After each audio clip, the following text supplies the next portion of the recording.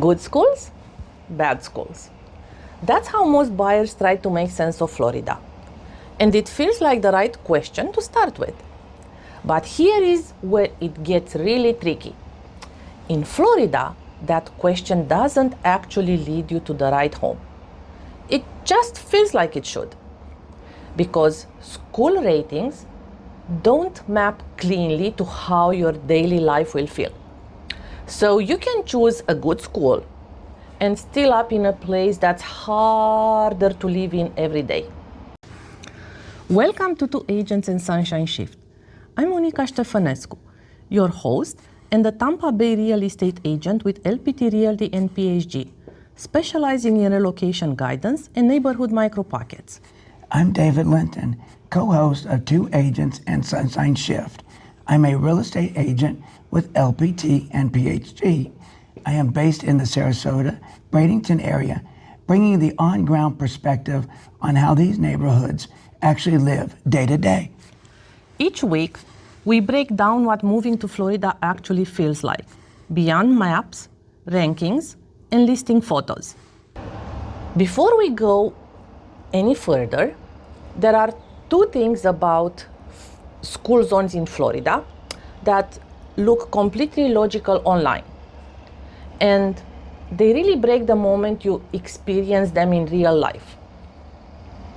And once you see them, it's very hard to look at homes the same way again.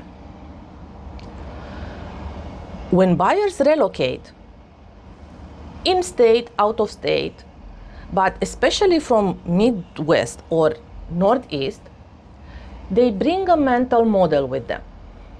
Good school district means a good area. Good area, it's a safe decision. And in many parts of the country, that logic works 100%, because school districts tend to be more consistent, more stable, and more predictive of neighborhood quality. But in Florida, that connection is much looser.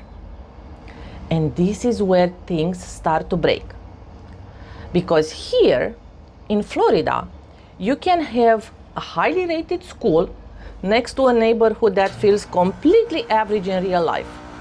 Or the opposite, a neighborhood that feels balanced, convenient, and easy day to day, but assigned to a school buyers hesitate on. And to make it even more confusing, two homes, 5 minutes apart, same price range, completely different school zoning. So if you rely on that original mental model, you're not simplifying your search. You're misreading how the market is actually structured. And most buyers don't realize this early enough. Let's talk about the filter distortion effect, because this happens the moment you apply a filter like, I want to see only homes in 8, 9, or 10 rated school districts. It feels like you're being precise, but what you're actually doing is reshaping the entire map without realizing it. Because the moment that filter goes on, entire categories of homes disappear. Not bad homes, just homes that don't match that one metric. So what usually disappears? Homes closer to your daily routes, homes with better layouts, homes in more functional micro-location, homes that may have actually felt better in person when walking in or just sitting inside. And what stays? A smaller pool that meets the rating, but often comes with trade-offs you didn't plan for.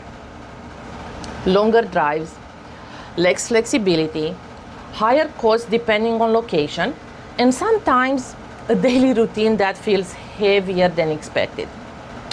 So now your search feels focused, but it's focused on the wrong variables. And you know what the hardest part is? You can't see what you filtered out. So When somebody says, I want a good school, they're usually not talking about the school itself. They're trying to solve something much deeper. Stability, peer environment, resale protection. That's what people are really after. But instead of defining that clearly, most buyers default to a number, an 8, 9, or 10, because it feels objective. It feels like control.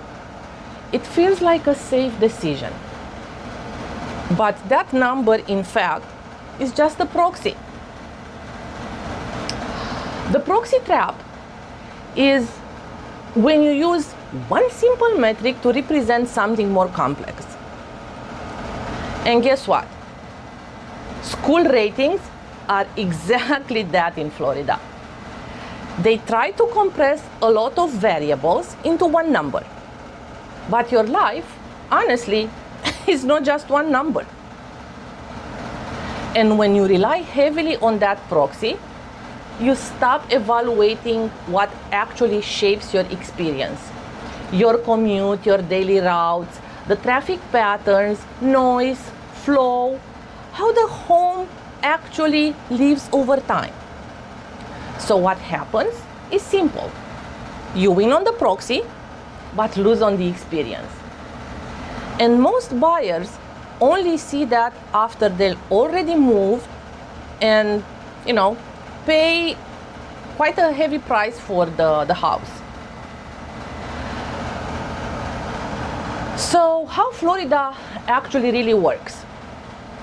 In Florida, especially in Tampa Bay, your daily life is shaped much more by microlocation, road access, flood zones, insurance variables, and overall flow.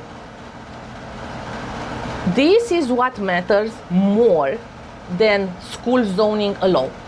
You can be in a top-rated school zone and still deal with a lot of daily friction, or be in a slightly lower-rated zone where everything just works better.